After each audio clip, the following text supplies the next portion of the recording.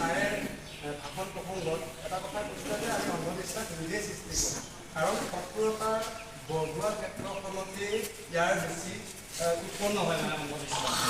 ছাৰে কি কৰিছে কৰিব, অৰ্থাৎ কাৰোবাক যদি বেয়া পোৱা হয় সেই তাৰ ওপৰত এটা দুখ আৰোপ কৰে আৰু তাকে আমি কি কৰোঁ যে তাক আমি নিষেধ কৰিবৰ কাৰণে বা নিপাত কৰিবৰ কাৰণে আমি তেনে এটা ব্যৱস্থা হাতত লওঁ বা কাৰ্যপন্থা গ্ৰহণ কৰোঁ।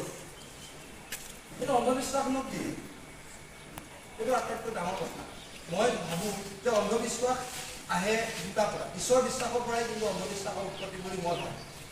আধ্যাত্মিকতা বেলেগ। ছাৰে যিটো কথা ক'বলৈ এটা বিশ্বাসৰ প্ৰয়োজন আছে সেইটো আধ্যাত্মিকতা। আধ্যাত্মিকতা অবিহনে মানুহ আগুৱাব নোৱাৰে, কিন্তু ঈশ্বৰ বিশ্বাসে মানুহক কিন্তু কি কৰি ৰাখিছে? স্থগিত কৰি ৰাখিছে। ঈশ্বৰে মানুহক কি কৰি ৰাখিছে যে ইয়াত মননশীলভাৱে চিন্তাশীল ৰূপ এটা পৰিকাঠামোত গঢ়িবলৈ কি দিয়া নাই? এটা সুস্থ চিন্তা দিয়া নাই। মই এই কথাটো সদায় হৃদয়ংগম কৰোঁ আৰু মই নিজে উপলব্ধি কৰোঁ। মই এটা কথাতে মনত পৰিছে, এটা উদাহৰণ বুলি কওঁ। ময়ো এটা সময়ত সেই অন্ধবিশ্বাসৰ এটা আবৃত্তৰ মাজতে মই সোমাই আছিলোঁ।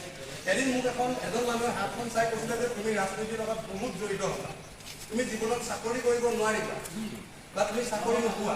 এই কথাটো কৈছিলে মই খুব সম্ভৱতঃ 9 মানত থাকোঁতে। আৰু হয়ো তেতিয়া মোৰ এটা বস্তু আছে, তেতিয়া মই পঢ়া শুনাৰ প্ৰতি কোনো ধৰণৰ আগ্ৰহী নাছিলোঁ। তেতিয়া মই ভাবিছিলোঁ যে এইটো হ'ব পাৰে খুব সম্ভৱতঃ। কিন্তু মই যিদিনা এটা কথা পঢ়িলোঁ যে এখন কিতাপ পঢ়িছিলোঁ, যিখন হোমেন বৰগোহাঁইৰ কিতাপ, সাউদৰ পুতেকে নাও মেলিছে। ঈশ্বৰক বিচাৰি তেওঁ যেনেধৰণে গৈ গুহাত বাস কৰি আছিল বা গুহাত গৈ তপস্যা কৰি আছিলে, সেই কথাবোৰ যেতিয়া পঢ়িছিলোঁ নহয়, তেতিয়া মোৰ মনলৈ এটা ধাৰণা আহিছিল যে ঈশ্বৰক পাবলৈ হ'লে প্ৰথম কথাটো হ'ল নিজক চিনি পাব লাগিব।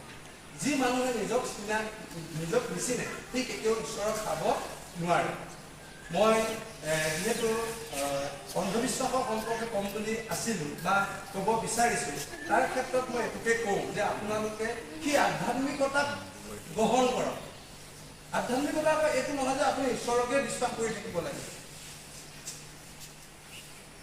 আপুনি এতিয়া চাওক, মই এটা উদাহৰণৰ সৈতে এই কথাটো বুজাব বিচাৰিছোঁ। আপুনি ধৰি লওক, আমি যে যিবোৰ কাম কৰোঁ, সকাম নিকাম যে পাতোঁ, সেইবোৰত আছে আধ্যাত্মিকতা। তাকে কোৱা হয়, য'ত আধ্যাত্মিকতা আছে তাত বিজ্ঞান জড়িত হৈ আছে, আৰু তাকে আমি কি কৈছোঁ? লোকবিশ্বাস। হয়নে? আমি এটা উদাহৰণ আৰু এটা উদাহৰণ দিছিলোঁ, আমি মানুহ যে মই ঢুকাই এতিয়া যে চাঙি যে বনাওঁ, যিখন চাঙি বনাবৰ কাৰণে যিজোপা বাঁহৰ পৰা আমি বাঁহ কাটোঁ, সেই বাঁহজোপা কিন্তু আমাৰ সমাজ ব্যৱস্থাত আছে যে 6 মাহলৈ কাটিব নাপায়।